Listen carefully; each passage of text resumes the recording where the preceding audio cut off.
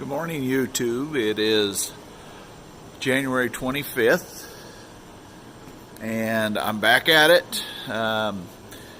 You see, we've left off in the previous segment of this video. I had everything ready to go.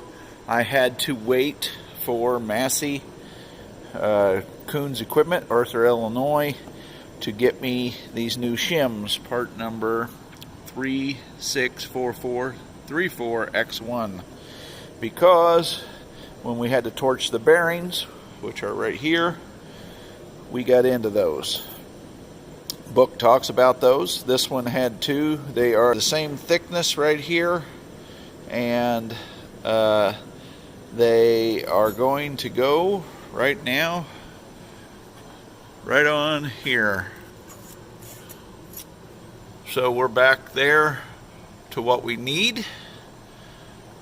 I have the bearings put in here. This would be the cylinder bearing. This would be the rear beater. We're going to need this shim that was back there. That's all been cleaned up and fitted real good. That would go right here.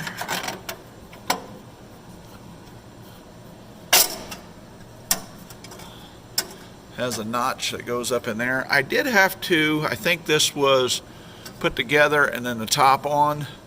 This was really tight. I could not get it out without bending it, so I had to re-straighten it. And I had to just grind off a thousandths or two right along here to get it to fit. I don't think it's going to hurt anything. These here keep the cylinder from floating back and forth so it doesn't get into the wall and cut it out. Really been debating on what to do, whether to put some bearing retaining in there or anti-seize. Some people don't like anti-seize.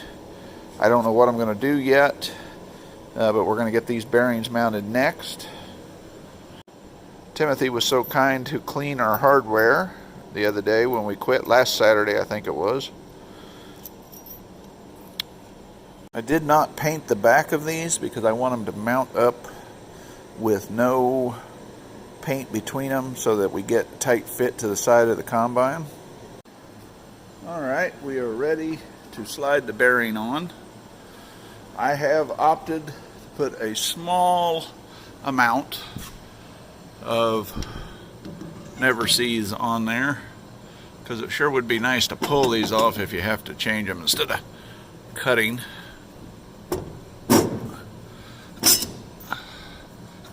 I was going to get you on a tripod for that. Let me do that, and then we'll get the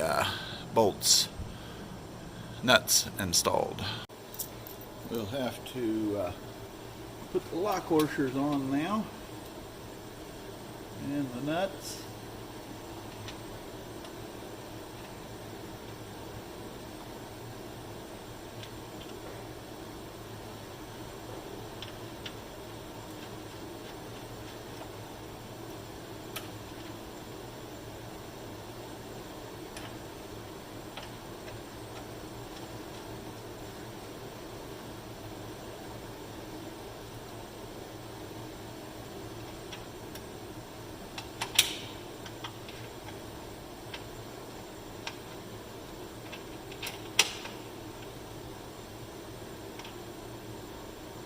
These are fine thread, like most things on the Massey combine.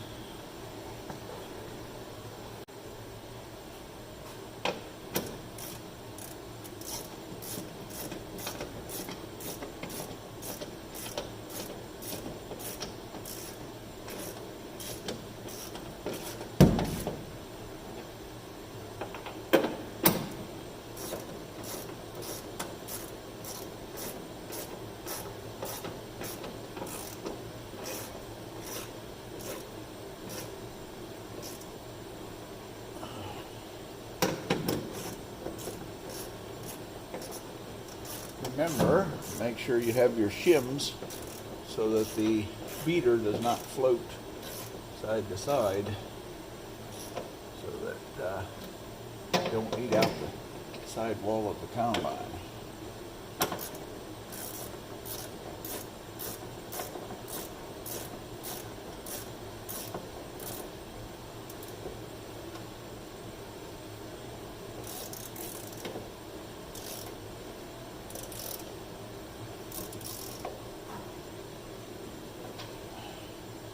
I'm going to check the book, see if there's any torque specs, and then I'll get back to you. I took the bearing back off because on beater installation, had to read this a couple times to get it right in my mind. Install right bearing housing with installation slots horizontal or angling upper right to lower left. I was puzzled by that, and then I figured out bearing installation slots. I checked the extra pair I have, and they're angled. You can't. So if I'm going on this way, I have to have them upper right to lower left when you're looking at it from the front of the bearing. So upper right to lower left. I don't know why. See, if you had it like that, it would be upper right to lower left this way, but that'd be in reverse. So we want, see, that would be upper left to lower right. And the book said left, because we're sitting in the cab, be the left side. Install left bearing housing with installation slots vertical or angled upper right to lower left. So I took it back off to double check that. So now we'll go put it on for the last time. Would like to point out there is no torque specs for that. Okay, upper right would be the top right bolt, and the top and lower left, so our slots would be lining up. Go back on again. Sorry. Back on. Now we have that correct. Don't know how important it is, but they thought it well enough to make a paragraph about each side. So now I will put the nuts back on it and tighten them up. Okay, now we are confident and know that we have the housing installed correctly. I tightened the nuts with a 1/2-inch socket and ratchet, and they are tight. And now we have to get the lock collar on the bearing, and then we're really ready to start putting the big pulley on. I don't know if I'm going to do that today. I've really been contemplating. This is the fuel line. Ran like this since it was built, but I've really been contemplating bringing a metal line, forming it, fitting it, coming back there, down the side of the combine, between the saddle tank hopper, heading back, almost something like this right here. I don't know yet if I'm going to do that, but here it is running behind all of this mechanisms, which it ran there from the beginning, so it'll probably be fine, but I was thinking about just making it better if it has to be replaced. So if you have any thoughts, let me know in the comments. These bearings are the eccentric lock collar type, exact thing that came off of it. There is some thread locker right there on the, see if you can get it to focus here, on the Allen screw. There you go. So this goes on eccentric locking friction, and then that would turn. I want to tighten it. Here's the tightening hole. I want to tighten it that way because the beater is turning this way. So momentum going this way, locking collar going that way. I think that's the way I would want to put it on. So, as I was saying, we're going to be turning this way. I want to go against the momentum, and I'm going to put a punch in here and tighten this. I'm going to have you on the tripod so I won't be able to talk, and then do our set screw. And the set screw is fully away from the shaft so it won't interfere with the fit. We want to turn it to where it clicked over. Okay, we're on our bearing, and there it's locked by hand. And now I'm going to put you on the tripod and lock this thing down.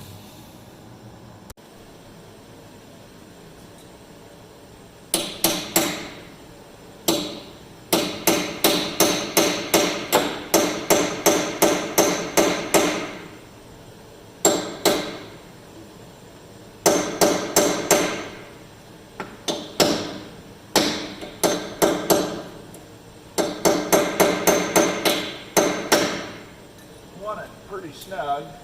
It's quit turning.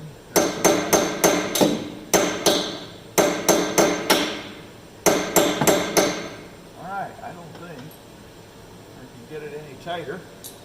So now I will get a Allen wrench, tighten the set screw, and we should be done.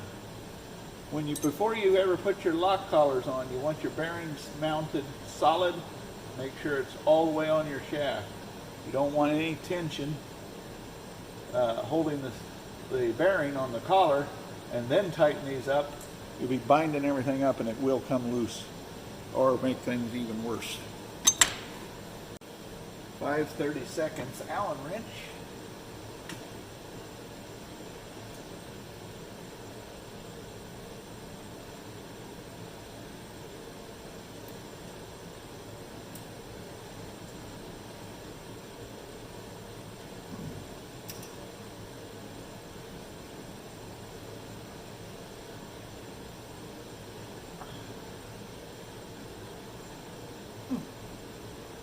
Go.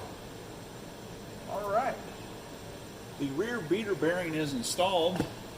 Now we will rinse and repeat for thresher bearing. The bearing I opted to use was a FYH. My supplier says they are a good bearing. It is a 2A, no, correction.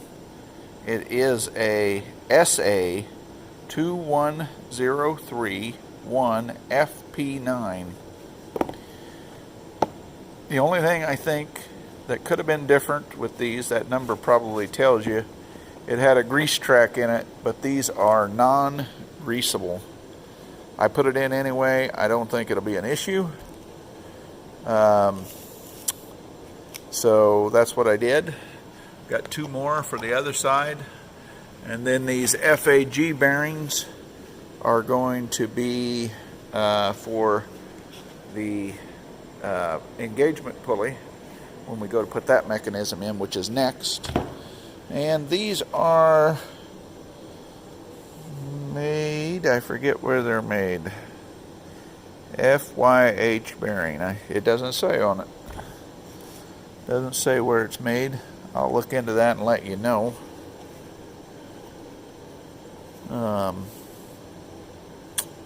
Anyway, that's what I used. Now we're going to do the cylinder. I will not need any spacers behind here. This shaft right here has a machined lip. So the part back here where the cylinder spokes and plates mount is thicker than where the bearing is, so that bearing will go against there. I have not taken the other side off, so that bearing should go against there, and then it should not need any spacers behind it. I will have to get in there and lift it up because it's setting down, obviously, because it has no bearing on it. So what we're going to do, I did opt to put some Never Sees on here. I have them all going on, as you've seen previously. I'm doing that, but I'm not putting that on the lock collars. So once again, the lock collar will be tightened this way because the cylinder will be going this way, so against the momentum, and then lock the set screw down. So I probably won't do much more talking. I will get you guys on the tripod here and go to work. Referring back to my book, in this bearing installation, it talks about having the bearing slots vertical, so that would be this way. So we would have that on correctly. I do have to get around there and lift the cylinder up to get that installed. Okay, I could not video and get that installed. I had to be over there, excuse me, and lift and reach around and push this on. So we've got that home right there. Now I'll put the nuts on it.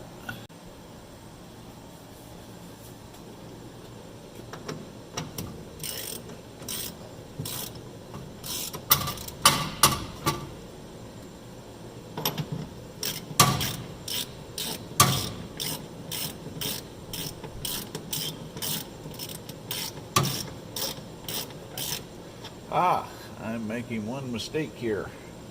These two need to stay off. We'll mount it, get it tight. We have to put our cylinder speed indicator here. Goes across these two bolts. We're going to mount it though and get it tight, and then we can put that on after the fact, because we want to be able to get in there and put a good amount of force on the lock collar. Once again, consulted the book. There is no torque specs here. We'll just get them tight, and we should be good.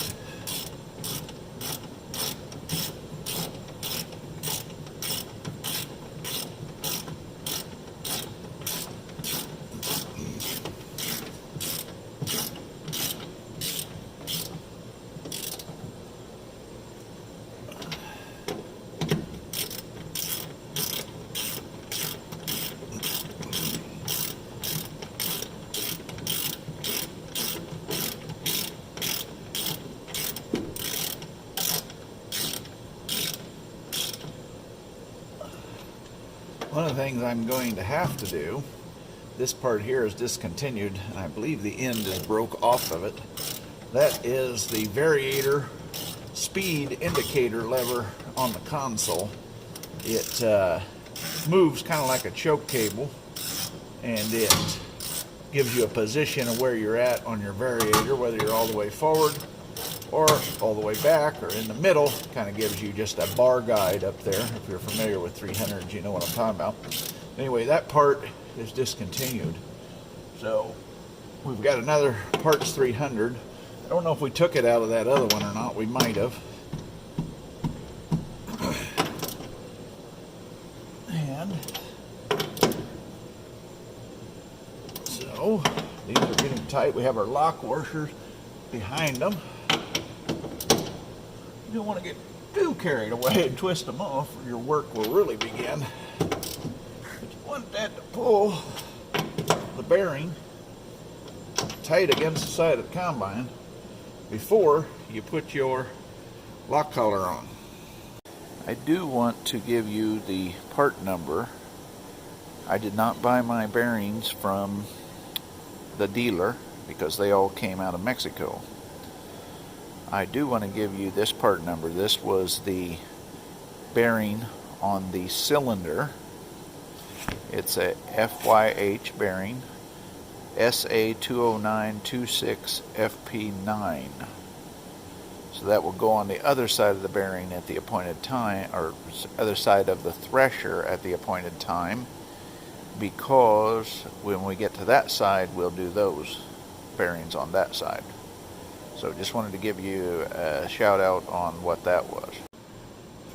Once again, putting the lock collar on, you want it to snap over onto the bearing. There we go. And I'm going to tighten it against the momentum and then tighten the set screw.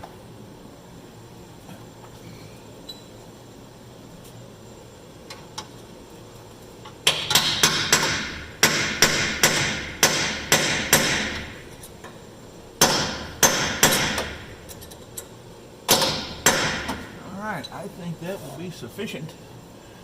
You want them to be tight, but you don't have to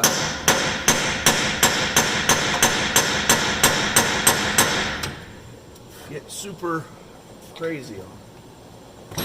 but that should be sufficient. We'll be against the momentum, and that should stay tight. And we should be able to spin our cylinder, because we have it back on a bearing. Get the set screw over here. A little more easy to get to. There we go. Factory come with a little bit of thread locker on that set screw, just like the last bearing. And I don't think we can get any better than that. So that concludes changing the rear beater bearing up there and the cylinder bearing. Took you off the tripod. You can see the final bearings are installed. So like, share, and subscribe, and we will get back to you as we get ready to put in the big pulley and where you activate the lever to tighten the belt of the big pulley off of there to run the thrashing mechanism. Like, share, and subscribe, and come back for more.